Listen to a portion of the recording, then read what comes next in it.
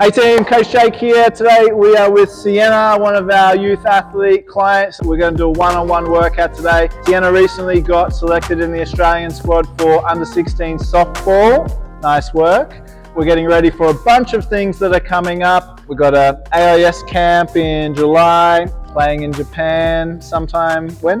August. She just finished the season, so in a bit of a off-season block. We're going to be focusing right now on structural balance, meaning finding any weaknesses, things that aren't working so well, things that are out of balance, and injury prevention. Long story short, you had a bit of patella tendonitis. It's settled down since the season has stopped, but we're going to do some work today to figure out why that's happening, or why that was happening, and building the load tolerance so that when you go back to the high impact, a lot of games, etc., that doesn't just come back again. So we want to make sure that next season is better than this season from that point of view. And if we do that one thing, then automatically she'll be a better athlete, but we're also going to do a bunch of other things as well.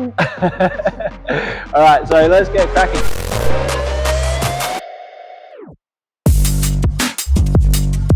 We're going to start some activation of the core. Okay, we're going to do a thing called our McGill Big Three.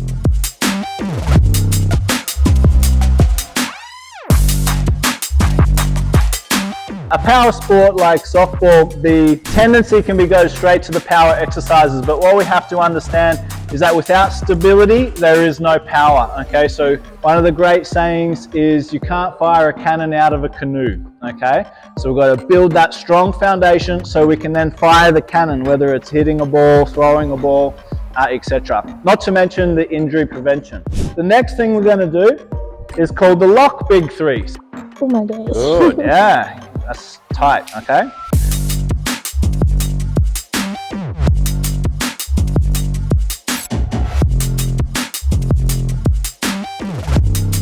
Basically, over time, we're working on straightening this up, okay? So there's a few things going on there. One, it's mobility, just what we're doing, getting the lats opened up a little bit and just getting movement back into that upper back, which is really stiff. And then secondly, it's going to be opening up the chest. We're going to use an exercise a little bit later for that, and strengthening the mid back.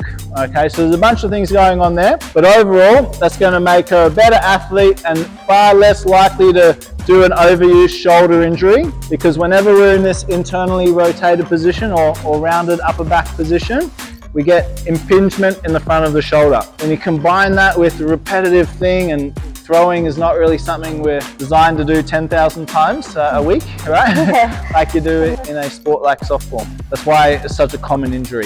The reason why we're going barefoot today is we want to figure out what's going on with your knee. Tendonitis is a load tolerance issue, meaning that when she's doing all her sprinting and hitting the ground and doing all these things, when she's playing a lot of softball and training a lot, and she also does the catching position quite a lot, which is fairly aggressive on the knees as it is. We need to figure out why her knees aren't able to tolerate the load. Part of it can be strength in the obvious part, which is the quads, but often it's up and down the chain. So it can be the feet, can be the ankles being tight, affecting her mechanics, can be the glutes not switching on, affecting her mechanics, meaning that the knees are getting more overload than they should because everything else isn't doing its job.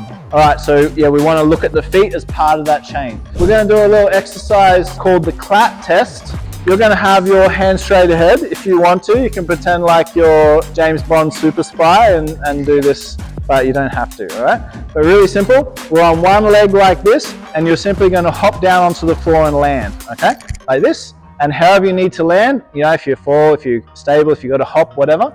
And we're just looking at what happens when you do that. Cool, okay. So what we noticed straight away there is she landed on her left and the knee twitched in, and then she kind of corrected it, all right? So it's just telling us little things. Now we do the other leg. Again, a little bit twitchy, but nothing too crazy there. Any pain when you do that? That felt pretty good? Okay, cool. There's nothing like crazy going on there in terms of the stability of her knee. So we're gonna kind of look up and down the chain as we go through our workout today and see what's going on, okay? So we're simply gonna do a little test of internal, external rotation of the hip. I'm gonna straighten this leg out on the floor. I'm gonna relax this one up here. Okay, cool. Her external is slightly better than her internal, but neither is amazing. One thing that we can do immediately to improve her athletic performance is mobilizing the hips. Especially like before training, before a game, we mobilize the hips. We're going to move better simply if you're stiff, especially from agility, all right, point of view.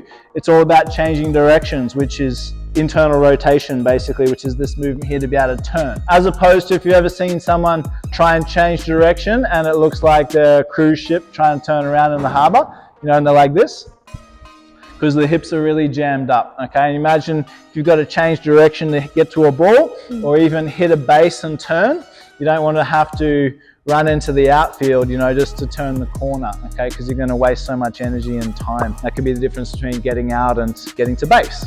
So there's a couple of things that we can do there, and we're going to pop a knee up there, and you'll bring your heel towards your bum, and then you're going to kind of use that knee to push, down.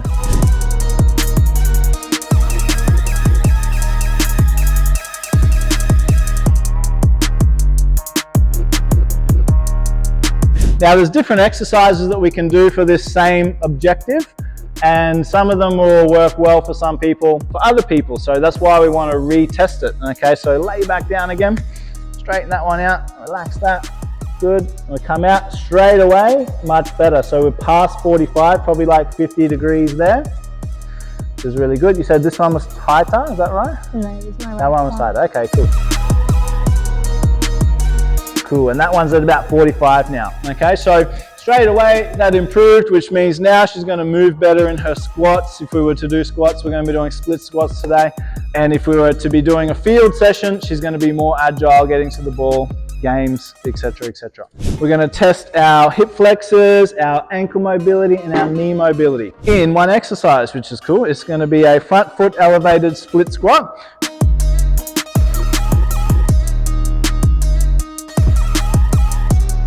We do everything unilateral, one side at a time, so we can assess, is one side working well, another side breaking down, etc. So straight away, this ankle is more mobile, the knee is able to travel further forward. Okay, so what we're going to do now is a quick little test of our ankle mobility. We're going to take our thumbs up, right? Like this, front of our toe until we get to the edge of the thing here. And then we're going to simply try and drive our knee forward, okay, towards the post. Okay, and we use that just so we've got a, you know, the accurate measure. It's the same each time. So in a perfect world, we want to be able to keep the heel down and touch the post, okay? In this case, keep that down, down, down. We're a little bit off on the right, okay? So we're about probably 1.5 centimeters. So now we do the same on the other side. Driving forward, and you can see on the left, way further, okay? Much, much different. We're gonna do a nice little exercise here to improve the ankle mobility. So we're gonna use this band. We're gonna make the band really tight and put it over where your shoelaces go, okay? From there, that's gonna kind of pull that little bone down and out of the way. From there, we can use our hands to really drive that knee forward. And this is going to get a nice stretch through the soleus, okay, which is the lower calf. So one thing that you'll notice with any good athlete is they tend to be really diligent, all right? So Cienna's always here early, doing her pre-workout routine that we've given her to bulletproof her shoulders.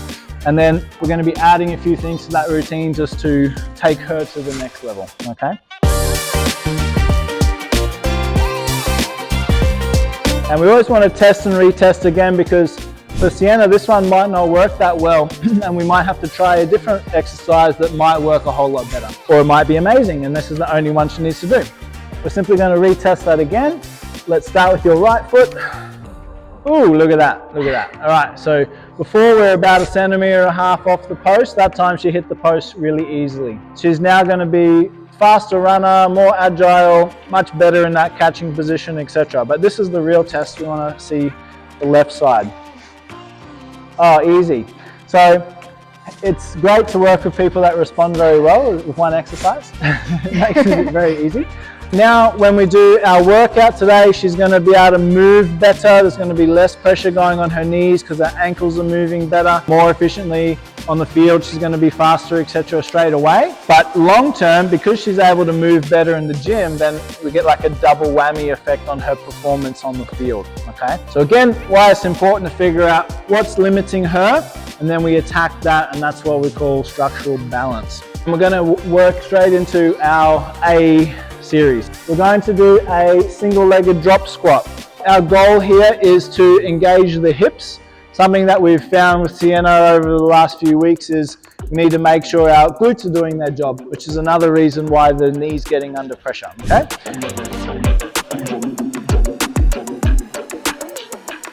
Good. Yeah, and you see how it's a bit wobbly. Yeah, that's okay. I want you to try spreading your toes.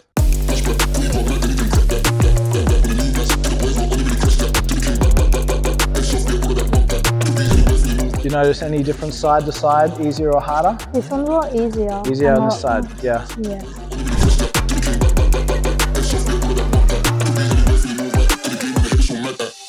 Next one, we're going to do a trap 3 raise on a 45-degree back extension. We're going to be holding this position here on the 45-degree back extension, engaging our hamstrings and our glutes, okay, key stabilizers, big power muscles for Cienna in her sport. And then we're going to be working on the trap 3, which is our lower traps, which is really key for shoulder stability and posture. So we've got a lot of things going on at the same time here. We could just isolate this and just do this like lying on the floor and do some Y raises, for example. This is just a much nicer movement.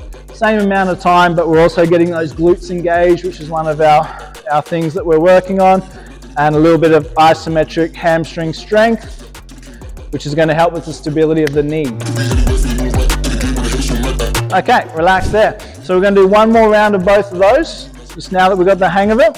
And again, if this was a typical workout, we'd probably do this 3 to 4 times through, depending on what we're working on for the day. Spread those toes, good. Hinge first, and now we're going to really feel those glutes engaging. Good, and keep that chest up, shoulders back as we hinge and as we lower. That's better. Good.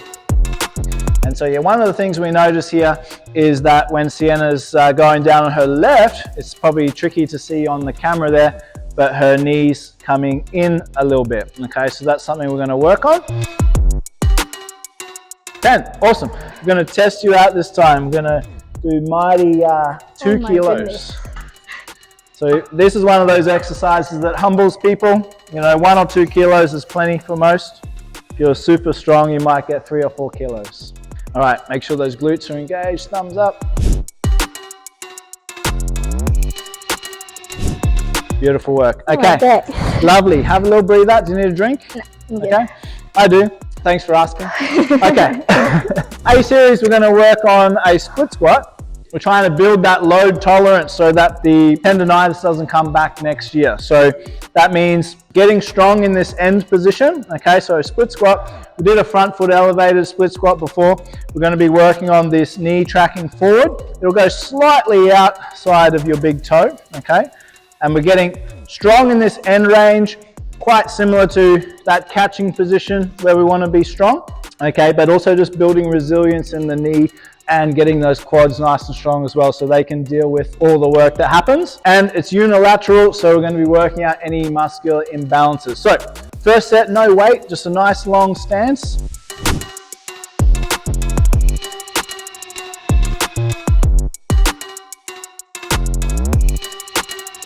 Okay, so as we're doing this, we're working on that knee tracking as well. So remember in the single-legged drop squat, we were dropping in, especially on this left leg. So we're going to be paying close attention to that. Strong grip on the floor.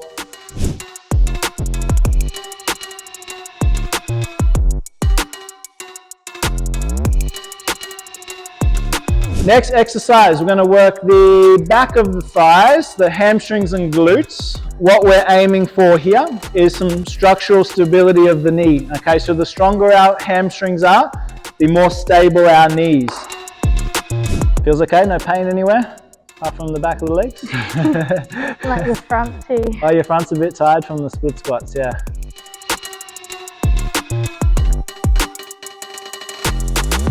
So we're going to do Cienna's favourite thing ever. She made the fatal mistake a few weeks ago of saying she wanted to get good at chin-ups. So. There we go. Chin-up is a great exercise for her sport. You know, you got two power movements that involve the lats here with hitting the ball and also throwing. What you're going to do is when you jump into that position, you're going to put your feet like this, okay? I'm going to help you up and then I'm going to let go and you're going to really slowly control down as slow as you can to full extension, okay?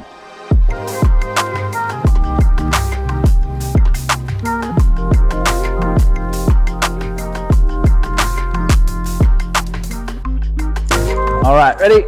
Up we go. Push against my hands, good. Control, more slower on the way down. One more, slow as you can, slow, slow, slow. Good, and relax, good. And you feel like your grip starting to go there as well? Yeah, my hands are so sweaty. But basically the principle is if we can't do a chin up yet, work on the negative, meaning the way down. The slower we get that, the better. Once she's got that to like 15 plus seconds on the way down, she'll be able to go up as well. Okay, most people use the bands and that just kind of dooms you to a lifetime of never being able to do chin-ups. Okay, so we don't want to use the band. That's a video for another day. Alrighty, so we'll go here. Just because our cameraman has no idea what he's doing over there.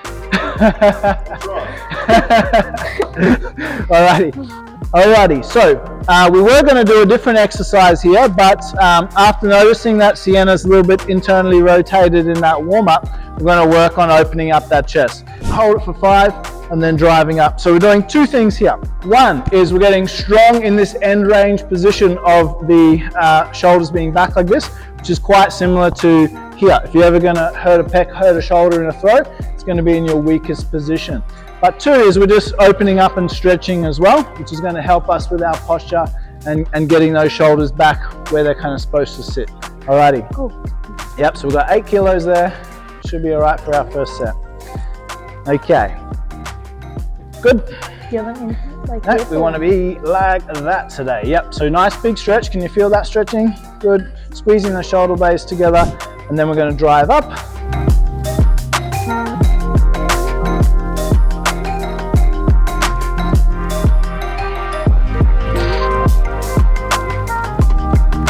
Okay, now we're going to do 2 more chin-ups. This time we'll go with an overhand grip. We're going to grip it really tight, a little bit wider.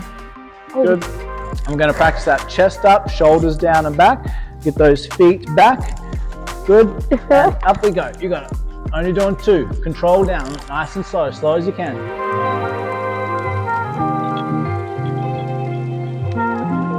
So that's going to take time, okay? But even if we get her to 2 or 3 chin-ups over the next 8 to 10 weeks, that's an incredibly huge improvement from like a quarter, right? And then we work on, once you get to 8 or 10 chin-ups, especially as a female, right, your power compared to everyone else, who I can guarantee you is not doing chin-ups, is going to be crazy, okay? So we'll keep working on that.